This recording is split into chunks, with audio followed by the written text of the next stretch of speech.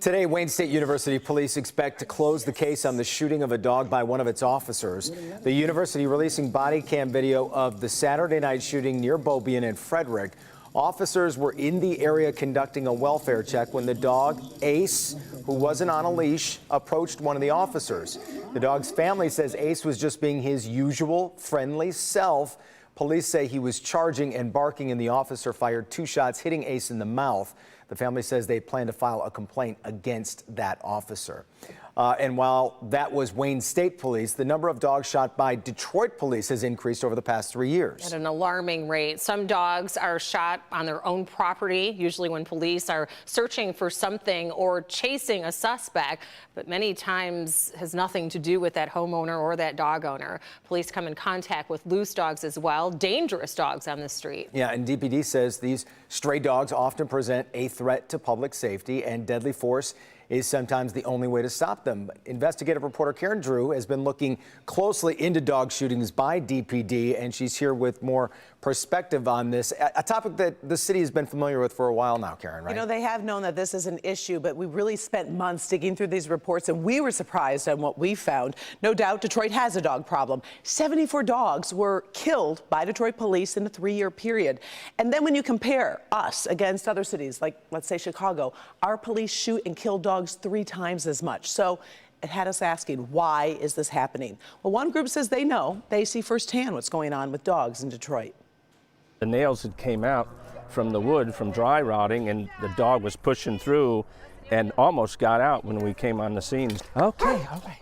Jim Freeman and his team are in Southwest Detroit to build a dog pen. Most of the dogs that we encountered are on an 8 to 10 foot chain. This dog, when we first got here, it was on a chain.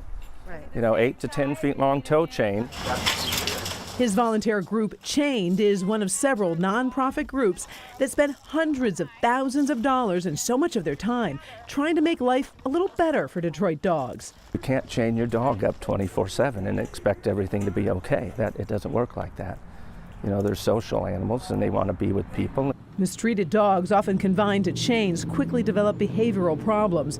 They become unsocialized and territorial, Freeman says, and when they escape their yards or are let loose, they can be dangerous, putting police in a difficult position. You know, when they get on the scene, the quickest thing to do is just kill the dog and get it out of the way. With a secure pen, Pancho, the pit bull is safe and a little more comfortable for now. But across Detroit, mistreated and neglected dogs running loose wind up shot by police. And rescue groups tell us the real problem is Detroit dog owners. Really little to do with stray dogs. I mean, the dogs don't fall from the sky. You know, they're people's pets. And he does bring up a big point. Obviously, dog ownership and responsibility is huge. Now, in Detroit, it is illegal to chain a dog for more than 3 hours at a stretch, yet Detroit dog owners continue to chain their dogs, sometimes 24/7. Detroit Animal Control told us it can't enforce the chaining law because it would actually mean an animal control officer would have to sit and watch a dog on a chain for a 3-hour stretch, and obviously they don't have the manpower to do that. And as we showed in that story, when you chain a dog like that for so long, right, you know, the dog is going to be a little hostile. It needs that social interaction. And you kind of alluded to this, but there are also laws against just letting dogs run loose, correct? Right. There obviously are some rules and violations. Sometimes city issues citations. Animal control and the rescue community say all too often, though, those citations are ignored. Nothing changes. We did go through records, and just this year, there's been 250 violations, right, sent to dog owners, you know, and it's just May. So there is a problem. They're giving the tickets. Where's the follow-up? There's a lot, yeah, but still, again, 3 times as many as cities like Chicago, dogs being shot. That is eye-opening. Is there any type of, training or anything that goes along with this? Just how you can de-escalate a situation? Right. You know, we did ask that, and there are. We talked to Detroit Dog Rescue and said there are some things officers should know. They should be trained. There are dog sticks that you can have to keep the dog away. You can be carrying treats. You can be doing a few different things. When I asked the assistant chief in our story, which we did post online, you know, they said, well, we have to take a look at training. There wasn't a concrete answer in terms of how much does it cost to train all these officers, how many times do we interact with a dog.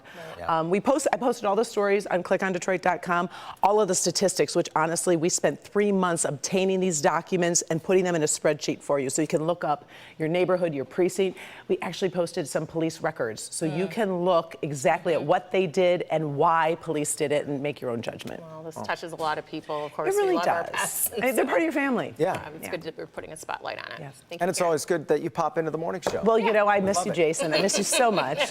How could you not? Over to I don't somebody know. who doesn't ever miss me. That's Ashley.